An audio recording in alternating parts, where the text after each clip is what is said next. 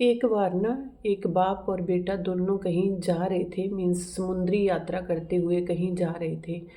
तो चलते चलते क्या होता है कि रास्ता भटक जाते हैं, रास्ता भूल जाते हैं। तो आगे चलते जाते हैं, देखते हैं तो वहाँ पर दो टापू होते हैं, लेकिन वहाँ पहुँचते ही उनकी नाव टूट जाती है।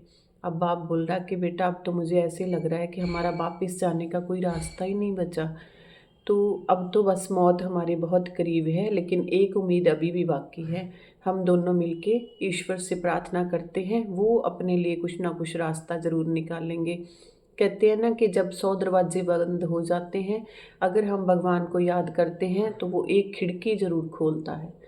तो उसी उम्मीद के साथ उन्होंने दोनों टापू में बैठ गए, एक में बेटा बैठ गया, एक में बाप बैठ गया, और उन्होंने ईश्वर की आराधना करना शुरू किया।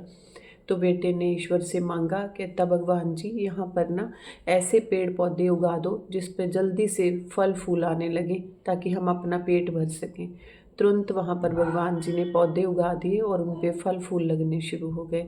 बेटे ने सोचा ये तो बहुत जल्दी मेरी प्रे सुनी जा रही है। तो उसने लगे हाथ फिर से प्रे किया कि भगवान जी यहाँ पर एक सुंदर लड़की भी आप मेरे पास भेज दो, ताकि मैं उसके साथ अपना घर बसा सकूं, क्योंकि यहाँ से अब वापस तो जा नहीं सकते। तो देखता है तुरंत सामने उसके एक सुंदर लड़की प्रकट हो जाती है। अब बेटा और खुश हो गया कि मेरी तो बहुत जल्दी जल्दी भगवान जी सुन रहे हैं। उसने तीसरी बार बोला, भगवान जी एक ऐसी नाव यहाँ पर ला दो आप मुझे, जिसमें बैठ के हम दोनों इससे, मतलब वो लड़की एंड वो जो लड़का था, दोनों यहाँ से बाहर निकल सकें, अपने घर वापस जा सकें। तुरंत वहाँ पर एक नाव प्रकट हो जाती है।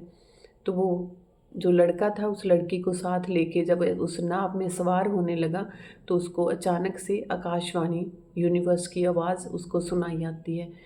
तो आकाशवाणी हुई कि बेटा अकेले ही जा रहे हो, यहाँ पर तुम्हारा बाप भी है जो तुम्हारे साथ फंसा हुआ है, उनको नहीं लेकर जाओगे।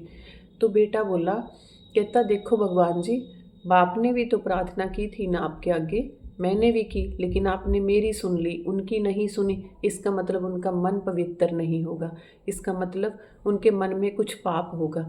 तो चलिए कोई बात नहीं, उनको अपने कर्मों का भुगतान करने देते हैं और मैं बाहर जाता हूँ।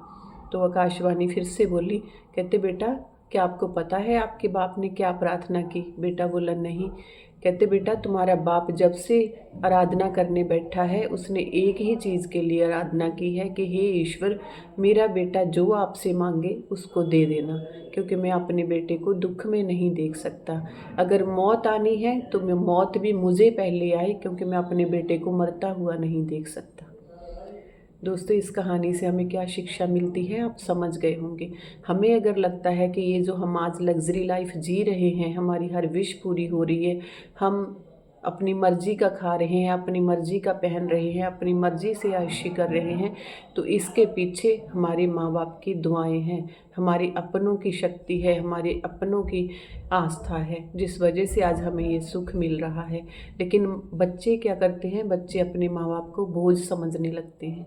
तो ये गलती कभी मत कीजिएगा। एक बाप ही है जो अपने बच्चे को, अपने बेटे को, बेटी को ऊंचाइयों तक देखना चाहता है, वो उनका दुख दर्द कभी नहीं देख सकता।